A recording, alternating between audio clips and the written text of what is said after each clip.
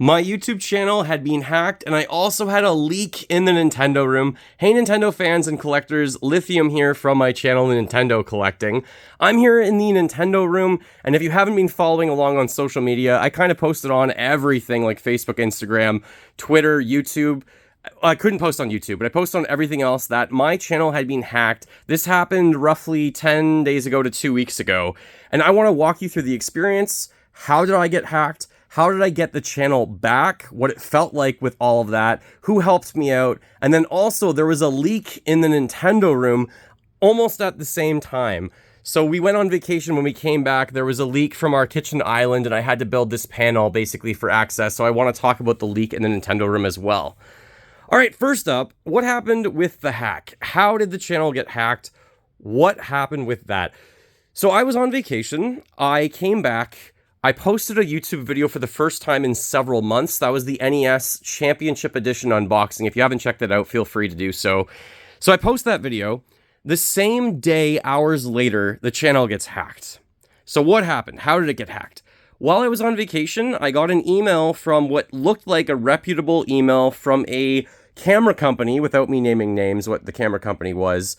It wasn't really them, though. So on vacation, I saw the email. They were offering me certain things. I ignored it basically until I got back. Once I was back, I checked my email, and then I unfortunately opened up a file that was attached on the email, and this was my number one biggest mistake. So that file opened up some sort of program on the computer, which immediately I was like, this is bad. Definitely something is happening. So what that gave the hackers was access to my YouTube channel immediately. I already had two-factor authentication set up. I had backup emails. I had my backup phone, all of that. But because I had opened that file, that's what gained access to the channel. So it bypasses all of that stuff. So I was out for lunch when I noticed that this happened and had the realization that the channel had just been hacked. I was with my wife, we were out at lunch, and I start seeing emails come up all within 20 minutes. And the first email I got was that my password had been changed. The second email was that my two-factor authentication was changed. The third email, your phone number was changed, and so forth. So then I try and go on the channel, and the channel I can't really see. It's not really there anymore, and immediately my face went white. I knew that the channel had just been hacked and that I was in jeopardy of losing everything. Now, my channel has existed for about 15 years. I have about 1,000 videos. And yes, we do make a bit of money with the YouTube channel. I do have a real full-time job, but it's a really nice source of side income as well. And it's just been a lot of work, and I love sharing the joy of the channel, and you'd hate to lose that after 15 years. So, stomach drops, face goes white. Basically our lunch was almost over, so I told my wife, like, one, I'm not feeling well already, and then this hit. So I go home, I go and I turn off the computer right away, so I shut down the computer. The computer was old anyways, and I wanted to get rid of it. So the computer that was the problem, number one, I shut it off. Number two, I immediately went on social media. I tried accessing the channel in all the backup ways that I could, but nothing was working. So I went on Facebook, Instagram, Twitter. I started posting help. My channel got hacked. And then people started tagging me with YouTube support on Twitter, and they actually contacted me and started the process.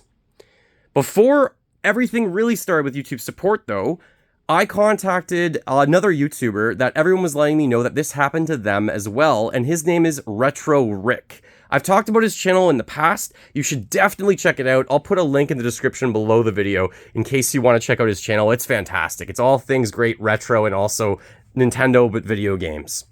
So I talked to Rick that evening, and we had a video, not a video chat, but we just did a phone call chat basically online, and he put my mind at ease that it is extremely likely for me to get my channel back, because when I went on my channel, my banner's gone, the photo's gone, they're currently live streaming something about Bitcoin or whatever, and it's the same people that have done it to a lot of bigger YouTubers in the past. I believe they're called Ripple. So Rick knew right away what happened. His channel's been hacked a few times just like this. So thankfully I had someone that's gone through this before to really help me out. So he told me, YouTube's going to contact you. They're going to help you get back the channel. It's going to take several days back and forth. In the past, 6 months ago when these hacks from the same people started happening, it might have taken 7 to 10 days to get the channel back. It really depends on how much proof you had that you actually are the owner of the channel. So YouTube had a lot of experience with this. So I tweet at YouTube support, they contact me, I get an email from them to start the process, and every 6 hours or so, we're emailing back and forth. Fortunately, I had backed up everything on my Drive. So you need your account ID, AdSense ID, URL of the channel, and all that stuff. What I was really also concerned about was the URL for the channel at, YouTube Nintendo Collecting was altered, and it looked like all my videos were gone.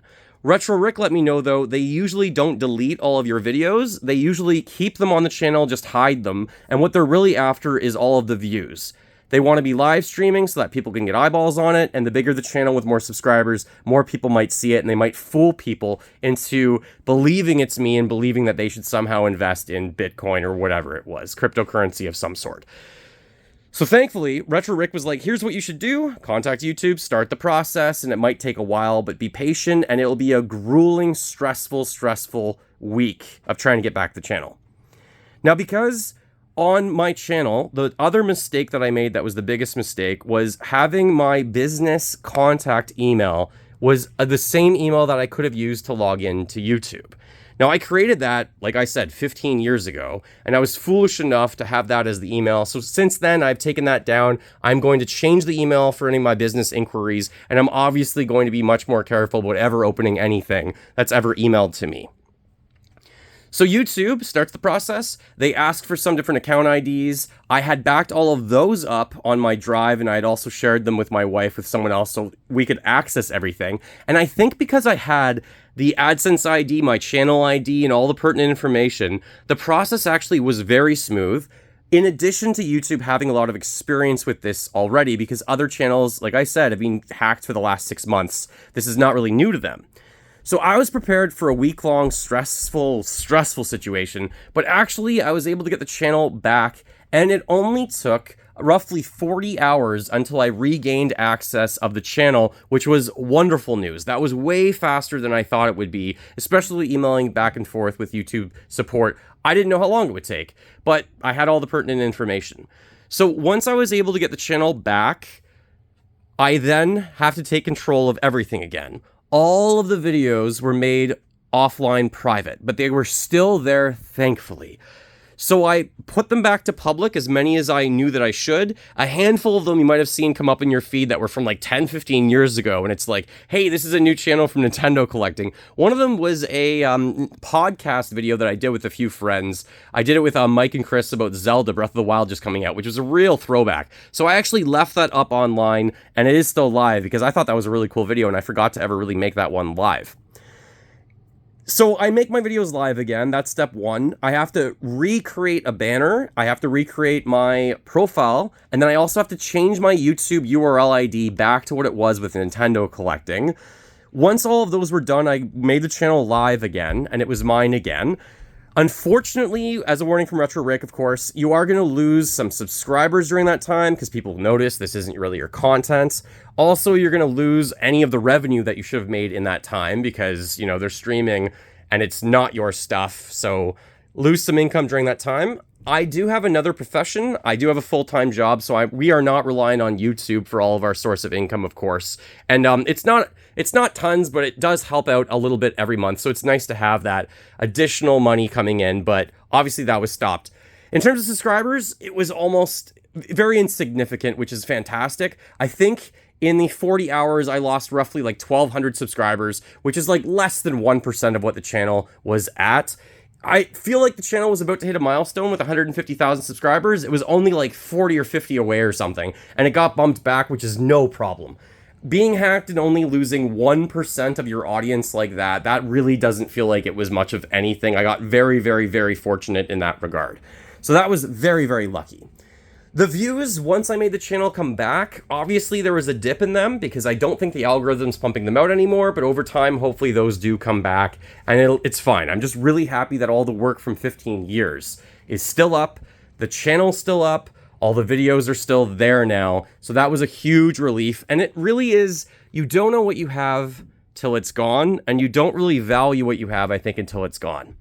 I mentioned the NES World Championship Edition unboxing. I hadn't done a video in a few months. I've just been dealing with things with family, and I did lose a bit of a passion in the channel for a while, especially after 1,000 videos, but just a lot's been going on anyways with family. So I really did try and get the passion back, actually, because like I said, you don't know what you have till it's gone. So I really want to thank Retro Rick for that help. And I'm really pleased that YouTube support was able to help me get the channel back. And I really want to thank you guys for offering so much support, tweeting at me, trying to help, trying to get YouTube's attention, and basically saying, like, please help this collector, please help this YouTuber. He's been up for like 15 years doing videos, and I would really be sad for the channel to be gone forever. That would have been awful, awful.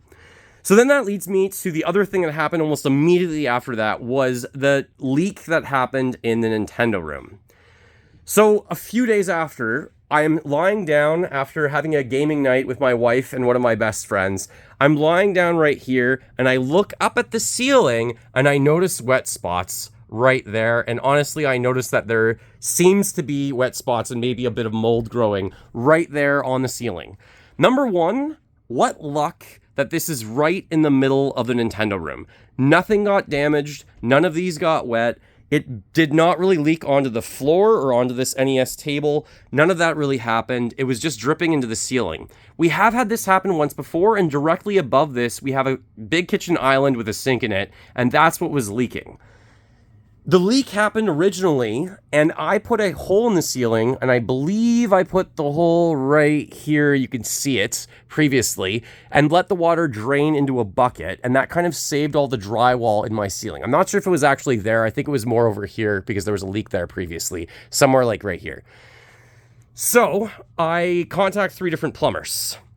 What a stressful week. And the plumber that came, he was fantastic. He was very knowledgeable, and he looked underneath the kitchen sink. He did request on a Friday, can I cut away some of the drywall down here, because this used to just be drywall. So I did that. I cut a quite large hole. I think it was 2 feet by like 18 inches down here. And after I cut the hole out and he came trying to find the leak, we couldn't find it. So he takes a flashlight, goes up, and he starts looking, and the leak was like way over here, even though most of the piping was in there. There was some weird things going on with it. So he comes back on Monday prepared. He does a few other things in our house that we needed done from a plumber, and then we have to cut this hole a lot larger than what it was. He recommended, let's just put up a panel. This is the second time we've had a leak here in the last 5 years. So why not put up some sort of a panel so that you can then access it again if you need to? So we cut the hole, and it's a bit rough, but the hole was eventually going to be, I believe this is 30 inches by 24 inches. It is huge. Huge hole in the ceiling, and it's really rough. So then I take a better cutter. We cut the hole a little bit better after he's done finding the leak, and he repaired right there where there was a weird pipe that didn't need to be there that was connections. So he just made it a lot simpler, basically. And I could have put up drywall a little bit, but I had the idea of this paneling I had done previously in the Nintendo room with my wife all along this beam. I have all these blocks all along the beam that look really cool, and it's like a 3D effect. So I had kept a lot of the stickers that we had used for this. So this is one of them, just as an example. It's roughly 8 inches by 8 inches that one of my friends, Luca, designed for me and printed on like photo paper that you can take off the back. And yeah, they're really like stickers. So my wife and I had an idea, why not we make sort of a panel using these? And I cut a piece of wood or cardboard basically, and I created the space that we needed, 24 by 30, after I made the hole the perfect size. And then I built a little bit of a border to go around it. It was white, and then I screwed it to the ceiling. So I can access this again. There are 4 screws located in those 4 positions, obviously, and they're where there's actual wood above. So they're not really in the exact same spot because it needs to go into wood, obviously, to hold it up. So now if we ever have another leak, I can access it and bring it down, which is perfect. I do need to touch up this a little bit. I need to paint a little bit, fix up the drywall, but I think this is a pretty good solution. If you want to let me know what you think about this, it kind of falls in the space with the sun and all the clouds that have been here. If it was white, it would be a lot less noticeable, but at least now you can tell that there's a panel right there. And it really did save everything, it being in the middle of the room, so we didn't have a lot to come home from vacation, and you have a leak in the Nintendo room. Your channel also gets hacked, like all at once. When it rains, it pours. So that was all kind of really stressful for that week. So let me know what you think about the panel. Let me know your experience. If you ever know anyone that's been hacked in anything, or on YouTube, if you know any other YouTubers that have been hacked, I'd love to see their videos if you want to basically share them with me as a comment. And also, I just really want to thank you guys and all of your support for really looking out for me, my wife guiding me through this process, and Retro Rick and YouTube support with guiding me through this process, because it was really stressful. I'm happy to have the channel back. I went on another mini vacation, but I'm back again, so I want to make content for you. And yes, the room tour is coming. A lot of you have been telling me that summer's almost over, but I think it depends what country you're in. I did say I want to post the room tour during the summer, but for me, where I am, I'm actually Canadian. Our summer's like halfway if you're in summer. So like really we have like another month or two of summer. And I really want to get out the video though. This August is the goal for the room tour. I might have a few other videos to do, and I have a lot of pickups in the last 6 months. You can see this table's just covered in stuff. So I definitely want to unbox this Nintendo GameCube Pearl. I definitely want to get that video out, and I've got to do the room tour and everything like that. So thank you so much for watching. I really appreciate you guys. You guys are awesome. Go keep smiling while gaming and go collect them all. Thanks so much for watching, everyone. Stay awesome.